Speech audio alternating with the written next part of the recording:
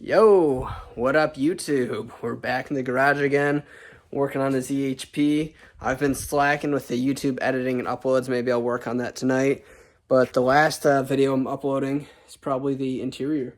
Got the handbrake in, got it all bled up. The Seems Legit Garage dual caliper kit. But this video is all about these. So these are the Autosport plastic overfenders straight from Poland.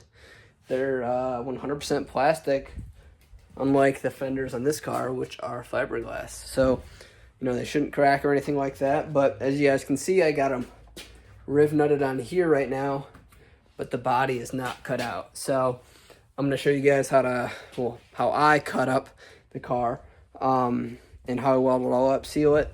The other side, I went ahead and did it already, so I had a good understanding of how sedans go together.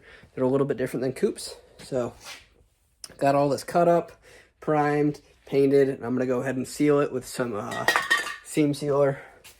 Got the front fenders bolted on. So what I'm going to do is finish mocking this one up. I cut it all out underneath here already. And hopefully this weekend we're going to be painting this stuff. So my plan is to kind of cut the car up, film it, put the car on the ground, I hope. That way I don't have to, that way I can drive it in and out. Because right now it's taking up a lot of space. And once these fenders are painted, I'll be pretty stoked on that. I'll show you guys what we're doing on the coupe too. Coupe's coming along sweet. Got this rear quarter panel cleaned up a little bit. This whole section right here was kind of trashed. So I did some body filler, did some body work for the first time ever, and got it looking somewhat decent. You can kind of see where I did it at. So I need to add a couple riv nuts, put the fenders back on it, and make it look halfway decent for now. Also, the trunk's missing, so I did that as well because I'm a dummy. But motor's still getting built. Hopefully it's done soon. Fingers crossed. My buddy Peter dropped off a new headlight for me because this one right here is, it's somehow all the wires inside of it melted. So when you like pop the fuse in or turn the headlight on, it would instantly pop. So I had to just unplug the headlight and just run one for the past year. Because if you guys don't know, E46 pre-facelift coupe xenon headlights are actually expensive and hard to find. So my buddy Peter hooked me up, helped me out with that one, and we are enjoying this 50-degree day here in February. Check it out, the garage in the background. Yeah, boy. Okay, so I popped off the over here. You can hear the train in the background. I'll yell a little bit. So I popped it off. You can see where the riv nut's at. Just four. I might add one or two more, like right here and right here, but for now it's fine. So the first step is cutting up the back. The front is a lot easier to cut. I'll show you guys how to do that when we flip around the camera. So the front, I pretty much cut like this, like follow this body line all the way down to here. And then blah, blah, blah. We'll show you how to do that. The rear is the primary focus, right? This is a lot more important and it's way more work. So as you can see over here, I'm gonna copy kind of the measurements I did on this side. So I pretty much cut up as high as I could go to for as much wheel clearance as possible. And I unbolted the rear shock just so I could jack the wheel up until it touched, right? So this is the highest it can go. And we're gonna take a measurement from this body line right here to this and see what we come up with. It should be maybe 4 or 5 inches. And let's see, yeah, 4 inches on the dot. So if we go over to this side, we're just gonna mark 4 inches down right here. Then I'll grab this piece of PEX that I've been using, and this is a perfect way to use this paint marker and do a nice radius, because a lot of times you'll see people that do fender, that cut out their fenders and it's all jagged and terrible. So this is a nice way to get a perfect arch. And I'll show you guys how to do that. Let me set up the camera. We're gonna grab the paint marker, shake it up, and we're gonna go from this body line down, go about 4 inches, right? So the first time you do this, it's always kind of a pain. You're kind of second guessing yourself. So you wanna go up as high as you can. And from my experience, coupes go up a lot higher, or maybe these are cut higher from the factory, but my coupe was, I had to cut way higher to get there. So we're gonna start with that. It might even go up a little bit more because when I look on the inside, actually, that should be fine. So we'll grab this PEX right here, right, and kind of go like that, right? That should be a pretty good radius. I don't need it super close to the door, but this should work just fine. I can also take a measurement maybe from this body line back here to here to see where I cut it on the other side and mark it from there. So let's go up a little bit, right there. And you always want to go down like right here in front of the door. You don't need to go super far into the quarter here. I did on my coupe, but I'm going to run a lot bigger tires in my coupe, so we don't need to focus on that primarily. So I'm going to start right there. I'm going to go over to the other side, measure real quick, make sure everything we're doing is symmetrical. I don't want to have messed up cuts. So give me a second. Cool, so I just took a couple more measurements from the other side of the car and figured out pretty much where we want to be. The other radius I did was a little bit taller like that. It wasn't so spread out, so it went pretty much like this. Now we'll kind of hold it in place. It doesn't need to be perfect, but it would be nice to be symmetrical. So we'll hold it in place, do this, and I can kind of guess right there. So we'll kind of go down like that. It'd be a lot easier if I had two hands, but that's how it happens. I'm gonna go like this. Actually, just like that. And I kind of marked where I cut it on the other car, just to match it. So that's about right there.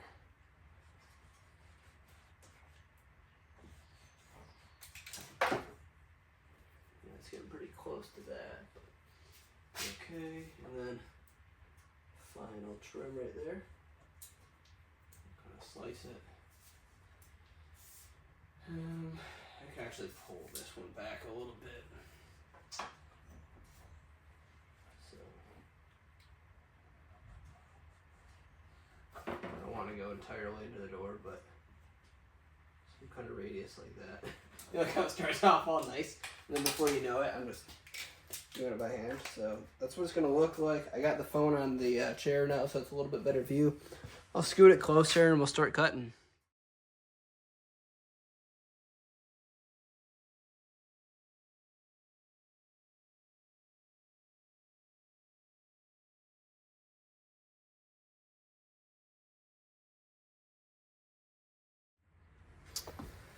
Okie dokie, we got that all sliced. We grab a screwdriver. That's what I'm doing, yeah. Grab a screwdriver. Pull it down a bit. Before everyone freaks out too, this car isn't very clean. The other side's pretty crusty. I'm not going to show you that, or maybe I will, but... Ah, man. Yeah, okay, we're good.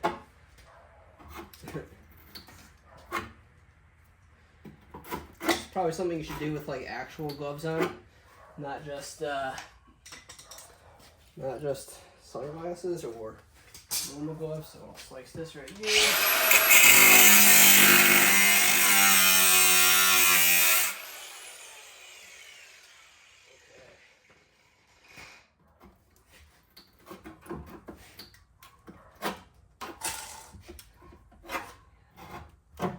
Pain. Real gloves.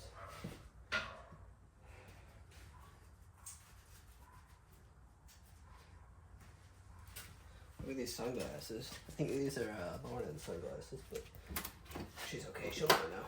Oh. Okay.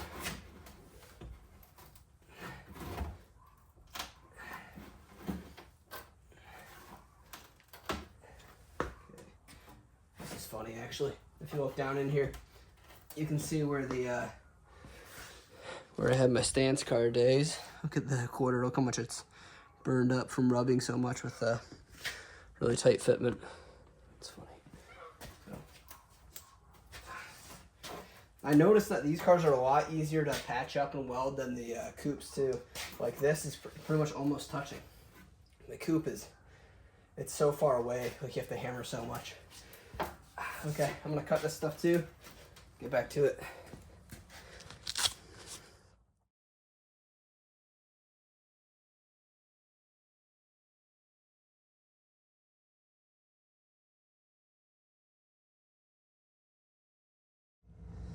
Man, this is so fun. So, got the fender off.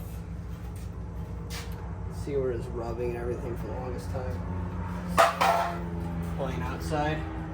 So what I'll do now, start kind of hammering this stuff into place. In the past, when I was younger, once again, I would like cut a bajillion slits into this and then fold it up.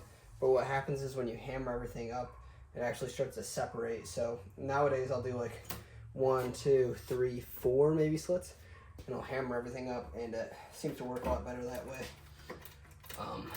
But here on like a sedan, this clearance right here, like you can almost weld this just right away. Just way to wheel it down, you can just weld it. So I think the clearance is pretty much the same as the other side.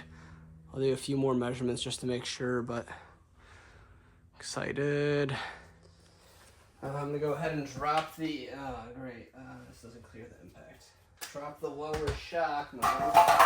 Gives you a little bit more room when you're hitting with the hammer. Grab my 1/2 inch ratchet. So we'll drop this rear shock mount. Drop the shock down. Oops.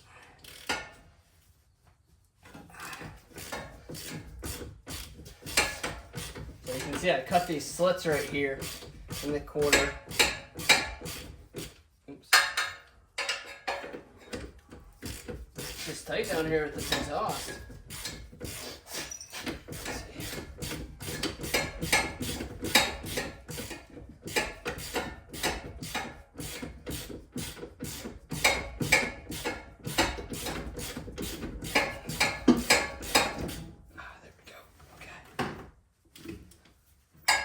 Sledgehammer right here, so we're just gonna go around and just work all of this sheet metal up until it's pretty much flat, and then we'll start welding right here. And as we're working the way around, I'll weld it and cut it and blah blah blah. You guys will see it.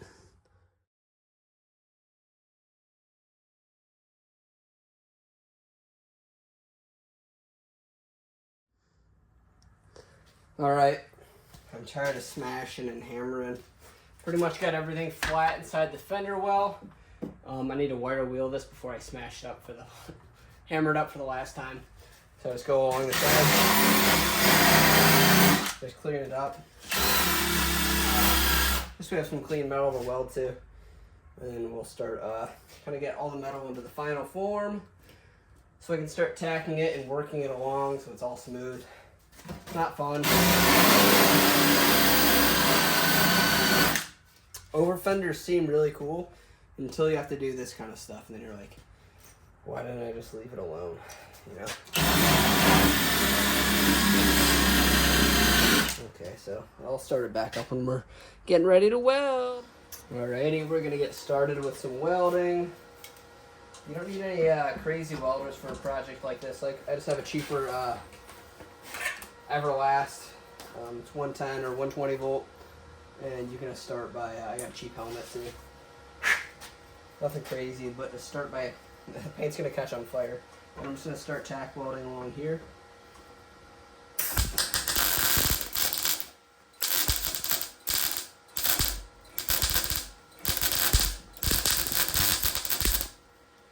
Like that, paint's already on fire. So we keep working our way around.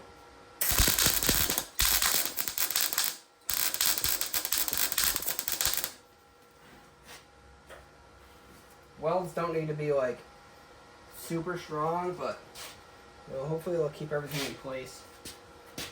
And you're gonna need a wire wheel as you go, like that, you know. Shit.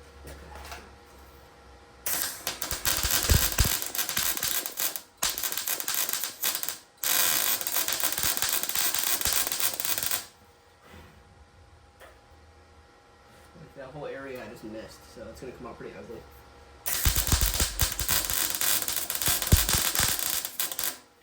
Maybe I should take back what I said about having a cheap mask, because I can barely see what I'm doing.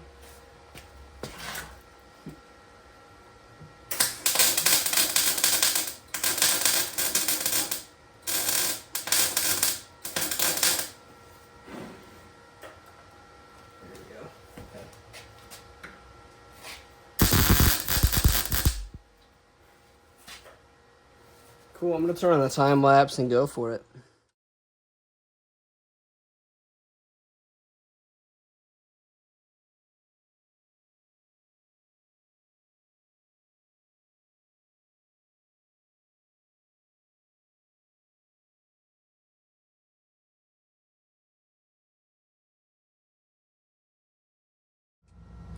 Alright, we're jamming along. We got this whole section done right here. These came out terrible, but I forgot that, you know, I can adjust the welder settings, you know, make it a little bit hotter, move a little bit faster, and ended up working a lot better. So we're going to get started on this section right here. This will kind of be a pain because this right here I usually don't even weld because you have such a large gap, and I hate smashing this part of the car out. So I'll show you guys what we're doing now.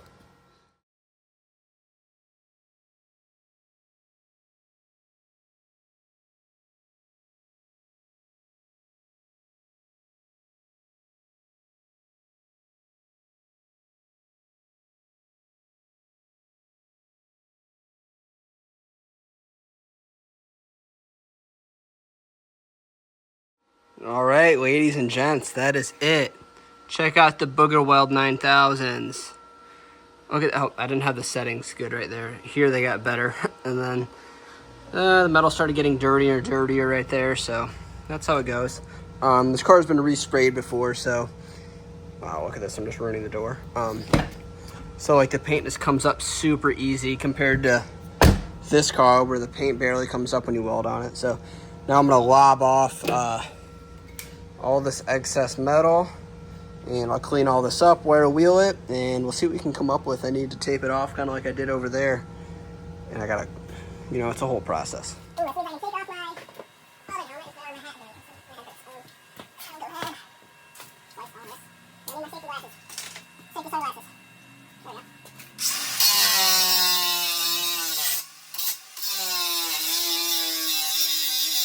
Oh yeah, one thing I wanted to mention. Look how big these gaps got right here on these thin cuts because of so much expansion from hammering all over the place. So when you do a ton of cuts, they get huge and they eventually go into the car, and they're really hard to fill.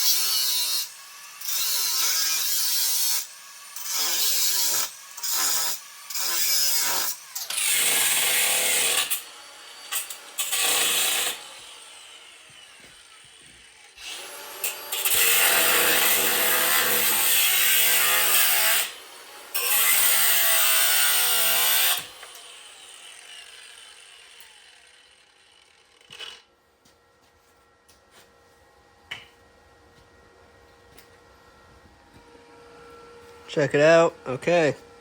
Now I need the flappy disc, and the flappy disc is right here. So this will clean up all the sharp edges. Oh, I can shut this off now. So that's annoying. This will clean up all the sharp edges and all the points that are kind of sticking out kind of far. So sections like this that are kind of tall, we'll work all those down. That's how you ruin a car, 101. All right, so here it is, finally cut up and finished. Get that little piece on there. So next up, before I do anything else and put the fender on, I'm I'm going to tape this area off, and I'm actually going to prime and paint it and seal it just like the other side. I just want to make sure we don't have any issues in the future with rust and everything sealed up, and it kind of gives it a nice finished look. So, you know, I actually should probably undercoat this fender, but I'm not gonna because I'm lazy. So, oh, the hard part's over. Dang.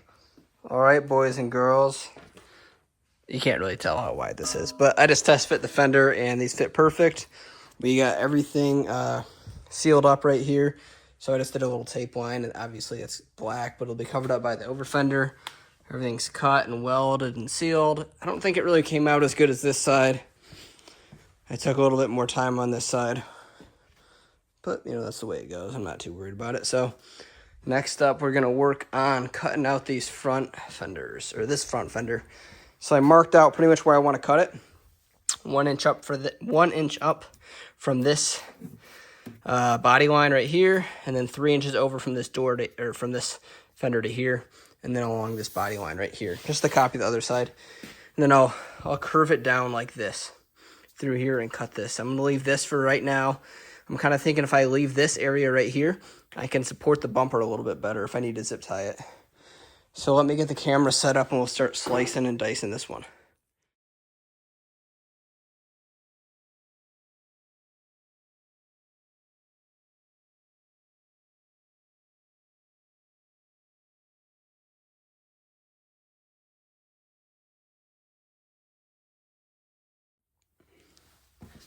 Man, I hate cutting and grinding because you end up going inside your house and just itchy all night for this stuff. So that's it. Front fender's gone. Look at that rust right there. So someone did a bunch of poor body work on this car in the past, probably 10 years ago, and obviously it didn't pay off. So now that we got that done, I'm gonna blow this car off with this air compressor. Sneak it underneath the chair.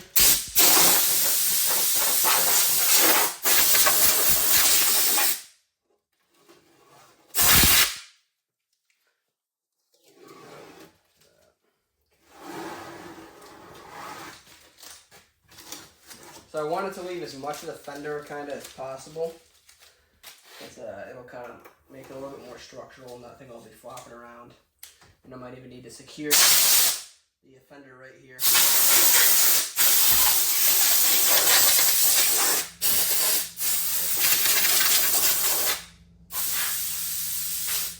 Okay, cool. Grab this fender right here. Test fit it real quick.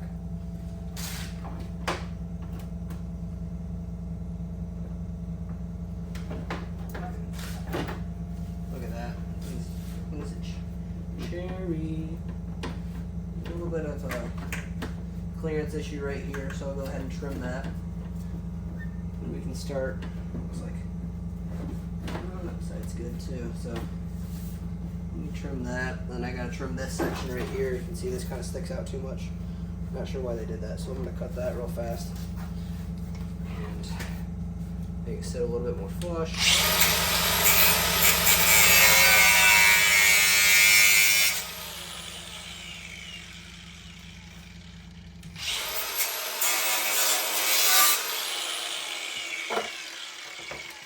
It had the same fitment issues on the other side.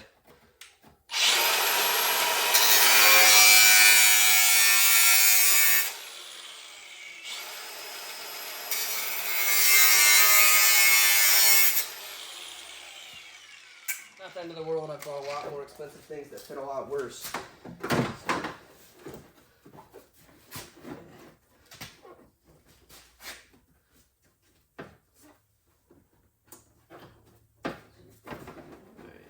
Let me finish mocking these up, and then we'll get back with you guys.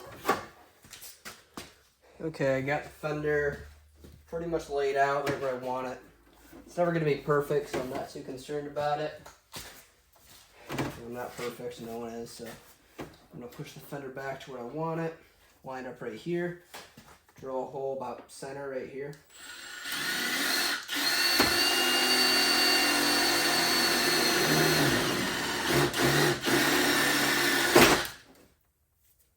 And we're going to take the fender back off now.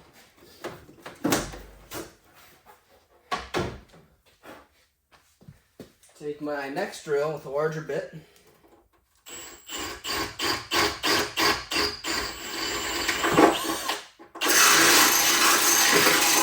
Walk it out a little bit. Now walk it out. And got my riv nut setter tool right here, right? Which is all bent up, so you guys will see me messing with it quite a bit. Pop it in. Squeeze the first one. Spin it around if I can clear this mirror. Yeah, spin it around. Do the next one. It's basically this rod inside this riv nut gun is bent, so I can't spin it really easily. So I'm just been spinning the entire tool like that, and that's it. Okay. Now that that riv nut's set, I'm gonna clean out this hole, this fender right here, so the bolt threads through it easily. Oh my gosh. See what I mean? Like, this rod that goes through is bent. It's just a pain. Clean this bad boy out.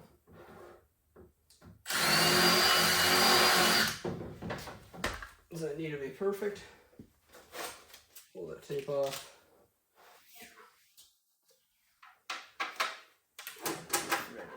Just like that. Get that one started. Just gonna hold it up. And we're gonna find the next one to do. This side fits better than the other side already, unfortunately, but what do you expect? So that looks pretty much perfect. Man, it's so crazy how much faster the front is to do than the rear, because we're just cutting out the fender and leaving it. Back is such a process. You can put these fronts on in like 30 minutes. Okay. Right there's good. Let me speed this up for you guys.